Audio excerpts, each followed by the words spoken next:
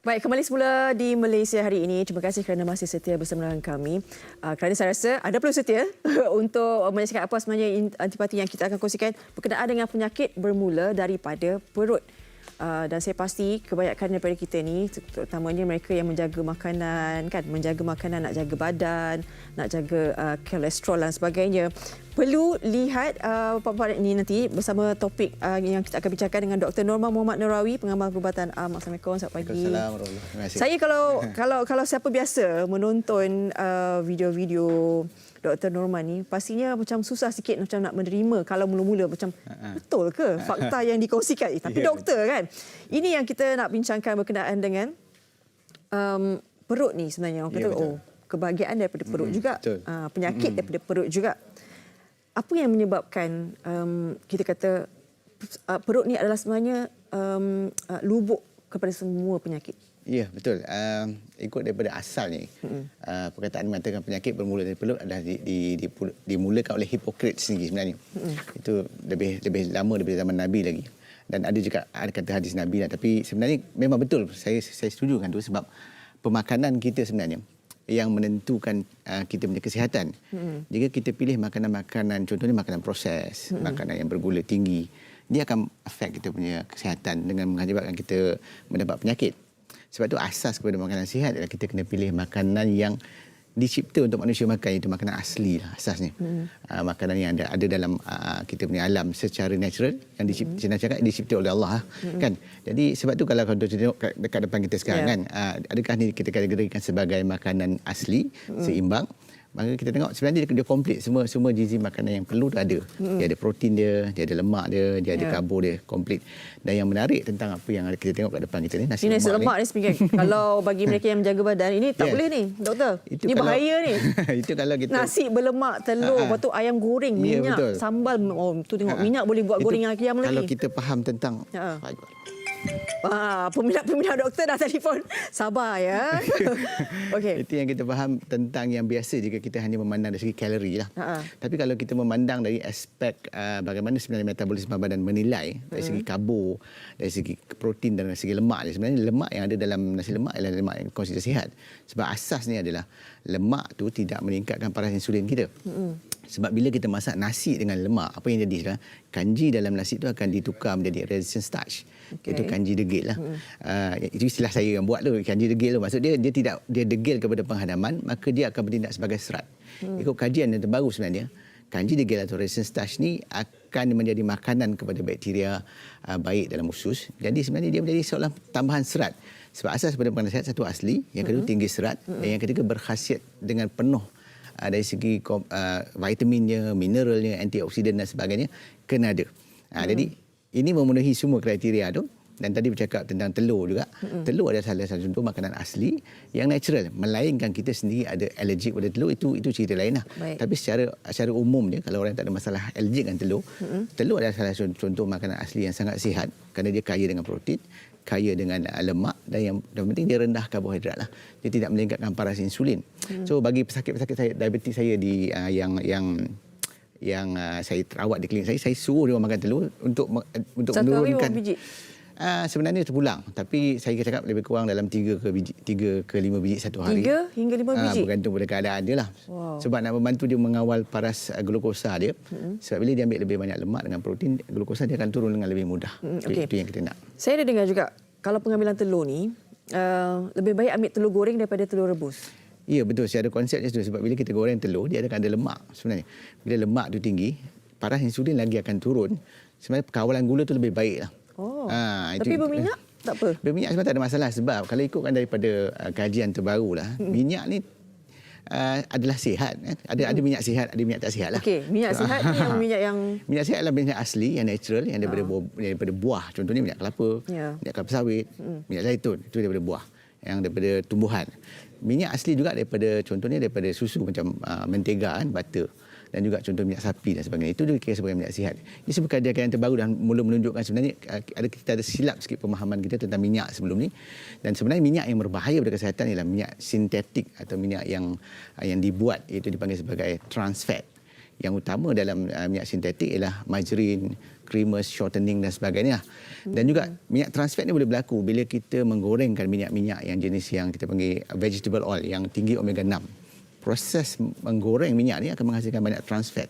Sebab tu kajian awal dulu mengenai makanan menggoreng menyebabkan masalah sakit jantung adalah kerana faktor tu. Tapi kalau minyak tu tidak mengandungi omega 6 yang tinggi, bila kita goreng sebenarnya trans fat tu tidak berlaku macam minyak kelapa sawit kita lah. Itu sebab tu minyak kelapa sawit dikonsider sebagai minyak masak yang sihat. Okey. Dan bila kita cakap berkenaan dengan pengambilan, katalah nasi lemak ni, saya rasa ini sangat-sangat lengkap. Ya, lengkap. Kan? Nasinya satu, tak separuh pun. Betul. Dengan ayam gorengnya, dengan sambal, dengan kacang. Ini semua kalau kita tengok ni, takut sebenarnya kalau kita nak makan. Jadi kalau kita sebenarnya tengok nasi tu, kadang kita nampak nasi tu banyak, kita ingat kalori dia tinggi. Memang dari segi di luar badan, kalori dia tinggi. Tapi bila kita makan, disebabkan faktor resistant starch tu ada, kalori dia tinggal separuh sebab badan kita tak boleh hadamkan resistant starch tu. Maknanya nilai dia kalau jumlah yang sama nasi putih berbanding dengan nasi lemak tu, ini adalah separuh kalori. So dari segi kalori dah separuh dah. Itu yang new things yang dah di dalam kajian lah. Jadi sebenarnya makanan nasi lemak bagi saya adalah contoh sarapan yang sihat. Sebab tu telah diumumkan oleh majalah Times juga. Nasi lemak adalah antara sarapan terbaik di dunia. Bukan tersedap kan? Ini memangnya sedap pun sedap juga. Sedap memanglah maksudnya sebab orang kata kalau sedap tu bawa penyakit. Tapi yang ini sedap dan sebenarnya sebab dia sihat. seimbang, semua ada dari segi maksud dia resistant starch dia tinggi dengan ada timunnya, di mana ada sayurnya, ada proteinnya, even ikan bilis tu bagus sebab ada omega 3 protein, ada kalsium, macam kacang tu ada serat, ada omega 9 dan juga protein yang sihat kan. Jadi semua komplit lah nasi tu. Maknanya daripada kalau katalah sebab mungkin dia cakap kenapa orang cakap penyakit sebenarnya bermula daripada perut, sebab apa pemakanan tu boleh menyebabkan penyakit yang lain lah doktor. Betul. Sebenarnya asas je lah. Bila kita makan satu makanan tu menyebabkan keradangan dalam sistem. Ini satu konsep yang baru lah. Orang banyak tak faham tentang keradangan ni. Sebenarnya kajian terbaru menunjukkan banyak penyakit kronik sekarang berlaku. Seperti penyakit jantung, penyakit diabetes sendiri, even penyakit mental ada kaitan dengan keradangan dan juga terutama penyakit jantung lah sebab keradangan itu berlaku pada saluran darah menyebabkan saluran darah itu jadi keras. Tapi kalau kata apa keradangan tu doktor, sebab ramai yang tak faham. Betul. Radang keradangan apa? Sebenarnya explanation dia panjang lah, tapi sebenarnya bila ada satu benda yang asing masuk dalam badan kita akan react dengan cuba nak keluarkan badan tu, dan proses tu dipanggil sebagai inflammation. Macam contoh kita gigit nyamuk kan. Jadi air liur nyamuk tu ada mengandung benda-benda asing, dipanggil foreign bodies lah. Jadi badan kita akan react menghantar kita punya sel darah putih untuk melawan, dan proses tu ialah proses yang dipanggil keradangan. Sebab tu dia bengkak merah. Bengkak dan merah tu adalah tanda-tanda keradangan. Tapi itu dipanggil keradangan acute, sekejap. Sebab tanda 2 jam dah hilang. Tapi yang kita ada masalah ialah berlaku keradangan dalam badan secara kronik, maksudnya lama proses tu, mungkin 10-20 tahun. Dan yang offending factors dia adalah benda-benda makanan kita. Contohnya gula, makanan proses. Macam sekarang ni gandum kita ada banyak gluten dan sebagainya. Gluten menyebabkan keradangan dalam usus, keradangan dalam sistem badan kita. Contoh lagi trans fat yang saya cakap tadi pun boleh menyebabkan keradangan dalam sistem kita. Bila keradangan itu berlaku, akhirnya saluran darah kita jadi keras. Saraf kita jadi rosak, buah pinggang kita akan rosak, mata kita jadi tak nampak dan sebagainya. Itu adalah dikaji sekarang sebagai punca. So, konsep pemakanan sihat ialah kita makan makanan yang melawan keradangan, proses tu. Jadi proses itu dapat dibalikkan dan kita akan rasa lebih sihat.